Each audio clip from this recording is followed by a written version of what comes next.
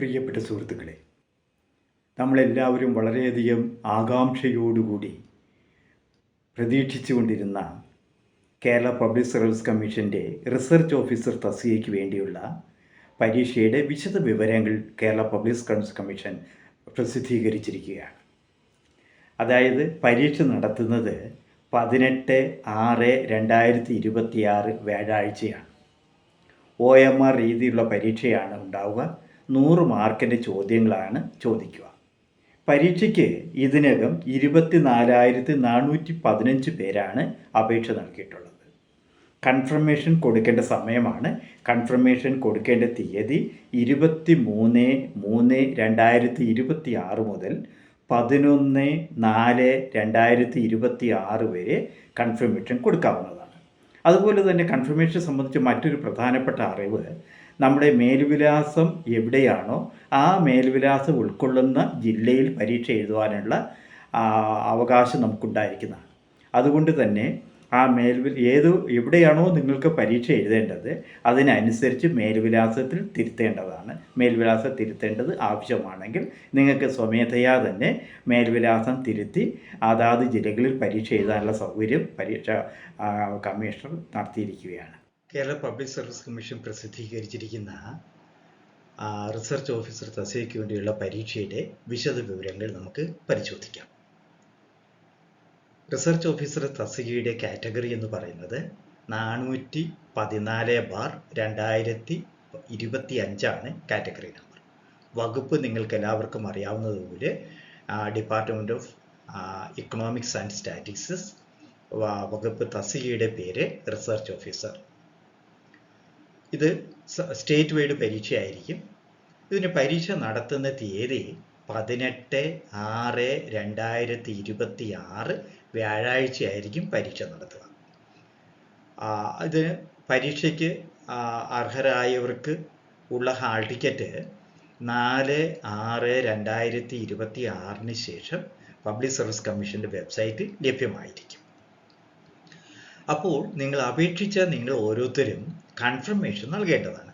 Confirmation നൽകേണ്ട തീയതി 23/3/2026 മുതൽ 11/4/2026 മുൻപ് നിങ്ങൾ ഓരോരുത്തരും കൺഫർമേഷൻ കൊടുക്കേണ്ടതാണ്.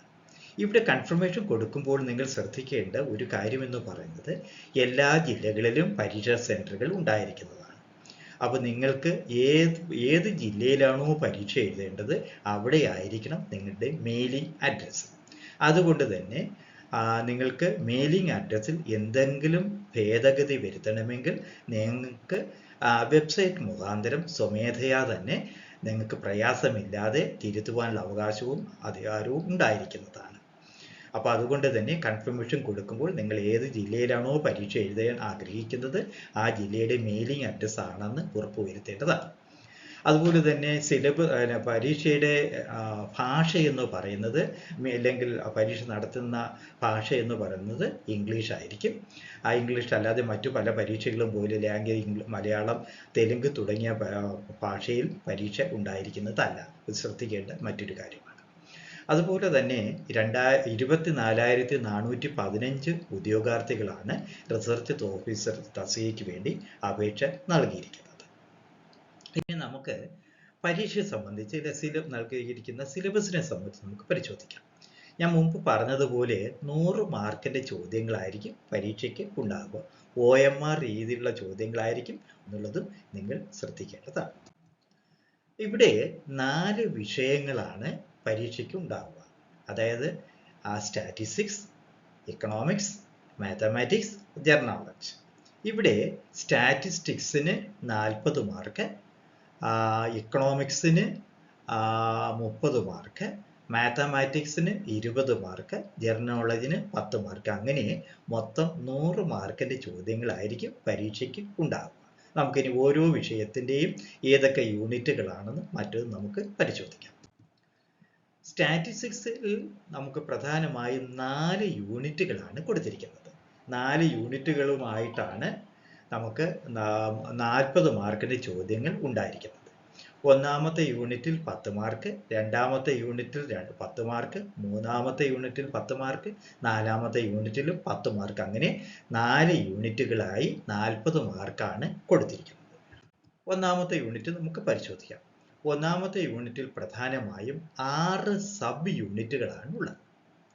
ഒന്നാമത്തെ സബ് യൂണിറ്റ് എന്ന് പറയുന്നത് Indian and state statistical systems, അതായത് planning and execution of service ഉൾപ്പെടുന്ന ആദ്യത്തെ യൂണിറ്റ് ആണ് Indian and statistical systems in India and Kerala എന്ന് പറയുന്നത്. രണ്ടാമത്തെ സബ് യൂണിറ്റിൽ കളക്ഷൻ ഓഫ് ഡേറ്റ, അതായത് primary and secondary data, sampling, census method തുടങ്ങിയവയാണ് രണ്ടാമത്തെ യൂണിറ്റിൽ കൊടുത്തിരിക്കുന്നത്. മൂന്നാമത്തെ യൂണിറ്റിലാണെങ്കിൽ classification and tabulation of data, അതിനകത്ത് ഡയഗ്രാമാറ്റിക് റെപ്രസെൻറ്റേഷൻ ഓഫ് ഡേറ്റ ഉണ്ട്, 1 ഡയമെൻഷണൽ ഡയഗ്രാം, 2 ഡയമെൻഷൻ തുടങ്ങിയ എങ്ങനെയാണ് ഡേറ്റ റെപ്രസെൻറ്റേറ്റ് ചെയ്യുന്നതിനെ സംബന്ധിച്ചുള്ള ചോദ്യങ്ങളായിരിക്കും മൂന്നാമത്തെ സബ് യൂണിറ്റിൽ ഉണ്ടായിരിക്കുന്നത്. നാലാമത്തെ സബ് യൂണിറ്റിലാണെങ്കിൽ മെഷേഴ്സ് ഓഫ് സെൻട്രൽ ടെൻഡൻസി, അതായത് mean, median, mode, geometric mean തുടങ്ങിയ കാര്യങ്ങളായിരിക്കും ആ വിഭാഗത്തിൽ ഉണ്ടാകും. അഞ്ചാമത്തെ സബ് യൂണിറ്റിൽ മെഷേഴ്സ് ഓഫ് ഡിസ്പേർഷൻ ആണ്, അതായത് range, quartile deviation, mean deviation തുടങ്ങിയവയായിരിക്കും അഞ്ചാമത്തെ സബ് യൂണിറ്റിൽ ഉണ്ടായിരിക്കുക. ആറാമത്തെ സബ് യൂണിറ്റിലാണ് measures of skewness and kurtosis തുടങ്ങിയ ഭാഗങ്ങൾ ഉണ്ടായിരിക്കുന്നത്. നമ്മൾ രണ്ടാമത്തെ യൂണിറ്റിലേക്ക് നമ്മൾ നോക്കുകയാണെങ്കിൽ മാർക്കിൽ വ്യത്യാസമില്ല, 10 മാർക്ക് തന്നെ ആയിരിക്കും രണ്ടാമത്തെ യൂണിറ്റിന് ഉണ്ടായിരിക്കുന്നത്. രണ്ടാമത്തെ യൂണിറ്റിൽ അവർ 6 സബ് യൂണിറ്റുകളായിട്ടാണ് കൊടുത്തിരിക്കുന്നത്. ഒന്നാമത്തെ സബ് യൂണിറ്റ് എന്ന് പറയുന്നത് correlation and regression analysis, 2 multiple correlation and multiple regression analysis, 3 optimisation techniques ആണ്, 4മത്തെ ടൈം സീരീസ് അനാലിസിസ് ആണ് കൊടുത്തിരിക്കുന്നത്, 5മത്തിൽ ഇൻഡെക്സ് നമ്പേഴ്സ് ആണ്, methods of construction index numbers, consumer price index തുടങ്ങിയവയാണ് 5മത്തിൽ കൊടുത്തിരിക്കുന്നത്. 6മത്തിൽ കൊടുത്തിരിക്കുന്നത് വൈറ്റൽ സ്റ്റാറ്റിസ്റ്റിക്സ് ആണ്, അത് methods of obtaining vital statistics, measures of fertility, crude birth rate തുടങ്ങിയവയാണ് 6മത്തെ സബ് ക്ലാസിഫിക്കേഷനിൽ കൊടുത്തിരിക്കുന്നത്. മൂന്നാമത്തെ യൂണിറ്റിൽ മാർക്ക് വ്യത്യാസമില്ല, അതിനകത്ത് പ്രധാനമായിട്ടും 5 സബ് യൂണിറ്റുകളായിട്ടാണ് കൊടുത്തിരിക്കുന്നത്. ഒന്നാമത്തെ പ്രോബബിലിറ്റി ആണ്, രണ്ടാമത്തെ യൂണിവേരിയറ്റ് റാൻഡം വേരിയബിൾസ് ആണ്, മൂന്നാമത്തെ എന്ന് പറയുന്ന മാത്തമാറ്റിക്കൽ എക്സ്പെക്ടേഷൻ ആണ്, നാലാമത്തെ ഒന്ന് സ്റ്റാൻഡേർഡ് ഡിസ്ട്രിബ്യൂഷൻ, ബയോനോമിയൽ പോയിസൺ തുടങ്ങിയവയാണ്. 5മത്തെ സാമ്പിളിംഗ് ഡിസ്ട്രിബ്യൂഷൻസ് ആണ് കൊടുത്തിരിക്കുന്നത്. നാലാമത്തെ യൂണിറ്റിൽ മാർക്ക് വ്യത്യാസമില്ല, 10 മാർക്ക് തന്നെയാണ് കൊടുത്തിരിക്കുന്നത്. അതിനകത്ത് പ്രധാനമായിട്ടും 4 സബ്സെക്ഷൻസ് ആണ് ഉള്ളത്. 1 theory of estimation, 2 testing of hypothesis, 3 testing significance of means for large sample and small sample, 4 chi square test of independence of attribute തുടങ്ങിയവയാണ് കൊടുത്തിരിക്കുന്നത്. ഇങ്ങനെ 4 യൂണിറ്റുകളിലായി സ്റ്റാറ്റിസ്റ്റിക്സിന് 40 മാർക്കിൻ്റെ ചോദ്യങ്ങളായിരിക്കും OMR പരീക്ഷയ്ക്ക് ഉണ്ടാകും. ഇനി നമുക്ക് ഇക്കണോമിക്സിൻ്റെ ചോദ്യങ്ങളിലേക്ക് പരിശോധിക്കാം. ഇക്കണോമിക്സിന് 2 യൂണിറ്റുകളിലായിട്ട് 15 + 15 = 30 മാർക്കിൻ്റെ ചോദ്യങ്ങളായിരിക്കും ഉണ്ടാകുക. ഒന്നാമത്തെ യൂണിറ്റിൽ പ്രധാനമായിട്ടും പ്ലാനിങ്, അതിനകത്ത് പ്രധാനമായിട്ടും 5 സബ്സെക്ടേഴ്സ് ആണ് കൊടുത്തിരിക്കുന്നത്. ഒന്നാമത്തെ planning and case of decentralised planning in India and Kerala, അതുപോലെ തന്നെ പഞ്ചായത്ത് രാജ് ഉൾപ്പെടെയുള്ള ഒന്നാമത്തെ യൂണിറ്റിൽ ആണ് കൊടുത്തിരിക്കുന്നത്.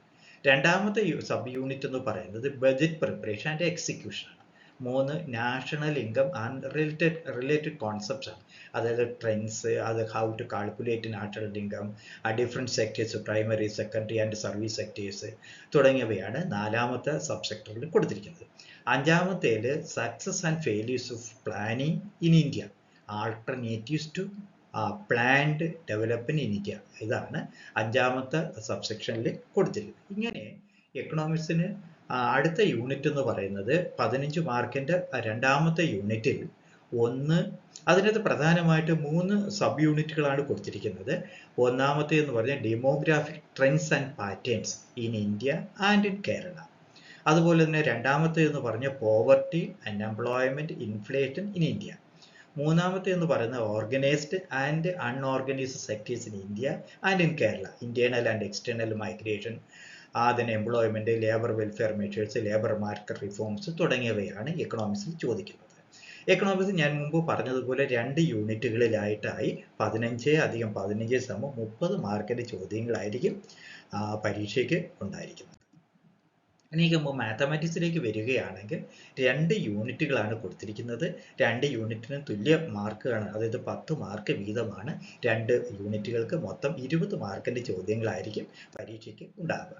ഒന്നാമത്തെ യൂണിറ്റ് എന്ന് പറയുന്നത് ക്വാണ്ടിറ്റേറ്റീവ് ആപ്റ്റിറ്റ്യൂഡ്, അതുപോലെ algebra, set theory, logarithm, linear equation, linear inequalities, geometric progression, matrix തുടങ്ങിയവയായിരിക്കും ഒന്നാമത്തെ യൂണിറ്റിൽ കൊടുത്തിരിക്കുന്നത്. അവിടെ നമുക്ക് 10 മാർക്കിൻ്റെ ചോദ്യങ്ങളാണ് ഒന്നാമത്തെ യൂണിറ്റിൽ ഉണ്ടായിരിക്കുന്നത്. അത് രണ്ടാമത്തെ യൂണിറ്റിലേക്ക്, മാത്തമാറ്റിക്സിൻ്റെ രണ്ടാമത്തെ യൂണിറ്റിലേക്ക് ഞാൻ പറഞ്ഞതുപോലെ 10 മാർക്കിൻ്റെ ചോദ്യങ്ങളായിരിക്കും ഉണ്ടാവുക. അവിടെ നമുക്ക് കാൽക്കുലസ് ഉണ്ട്, അതുപോലെ തന്നെ ഇൻ്റഗ്രേഷൻ ഉണ്ട്, അതുപോലെ marginal revenue and simple problems ഉണ്ട്, ഐഡിയ ഓഫ് പാർഷ്യൽ ഡെറിവേറ്റീവ്സ് ഉണ്ട്, ആപ്ലിക്കേഷൻ ഓഫ് ഇൻ്റഗ്രൽസ് ഉണ്ട്, അതുപോലെ തന്നെ ജോമെട്രി ഉണ്ട്, കോർഡിനേറ്റ് ജോമെട്രി ഉണ്ട് തുടങ്ങിയവ ഉൾപ്പെടുന്ന മാത്തമാറ്റിക്സിന് 2 യൂണിറ്റുകളിലായി 10 + 10 = 20 മാർക്കിൻ്റെ ചോദ്യങ്ങളായിരിക്കും പരീക്ഷയ്ക്ക് ഉണ്ടാകുക. ഇനി നമുക്ക് ജനറൽ നോളജിലേക്ക് വരികയാണെങ്കിൽ 10 മാർക്കിൻ്റെ ചോദ്യങ്ങളാണ് ഉണ്ടായിരിക്കുക. ഇതിനകത്ത് നമുക്ക് റെനൈസൻസ് ഇൻ കേരള ഉണ്ട്, towards new society, then efforts to reform the society, socio religious reforms and movements, അതിനകത്ത് SNDP, യോഗം, നായർ സർവീസ് സൊസൈറ്റി, യോഗക്ഷേമ തുടങ്ങിയവ സോഷ്യൽ മൂവ്മെൻറ്റിനെ സംബന്ധിച്ച ചോദ്യങ്ങളാണ്. അതുപോലെ തന്നെ സ്ട്രഗിൾസ് ആൻഡ് സോഷ്യൽ റിവോൾട്ട്സ് ഉണ്ട്, അതുപോലെ മലബാർ റൈറ്റ്സ് പോലെ സിവിൽ ഡിസൊബീഡിയൻസ്, ഒബീഡിയൻസ് തുടങ്ങിയവയുണ്ട്. The role of press in renaissance, Malayali Samaj, അങ്ങനെയുള്ള തുടങ്ങിയ ചോദ്യങ്ങളാണ് ഈ ജനറൽ നോളജിലും റിനൈസൻസിലും ഉള്ളത്. അങ്ങനെ അതിന് ആകെ 10 മാർക്ക് ആണ് ചോദിക്കുന്നത്. അങ്ങനെ ഉൾപ്പെടെ ഒന്നും കൂടെ പറയാം, മാർക്കിൻ്റെ ഡിസ്ട്രിബ്യൂഷൻ എന്ന് പറയുന്നത് സ്റ്റാറ്റിസ്റ്റിക്സിന് 40 മാർക്ക്, എക്കണോമിക്സിന് 30 മാർക്ക്, മാത്തമാറ്റിക്സിന് 20 mark, 10 mark general knowledge and റിനൈസൻസിന്. അങ്ങനെ മൊത്തം 100 മാർക്കിൻ്റെ ചോദ്യങ്ങളാണ് പരീക്ഷയ്ക്ക് ഉണ്ടാകുക. പരീക്ഷ ജൂൺ 18 നടത്താനായി പബ്ലിക് സർവീസ് കമ്മിറ്റി തീരുമാനിച്ചിരിക്കുന്നത്. ഇനി നമുക്ക് നമ്മുടെ കൈവശമുള്ള ദിവസങ്ങളുടെ എണ്ണം വളരെ പരിമിതമാണ്. ഏപ്രിൽ, മെയ് 2 മാസം മാത്രമാണ് ഇനി നമുക്ക് പരീക്ഷയ്ക്ക് തയ്യാറെടുക്കുവാനായി ലഭ്യമായിട്ടുള്ളത്.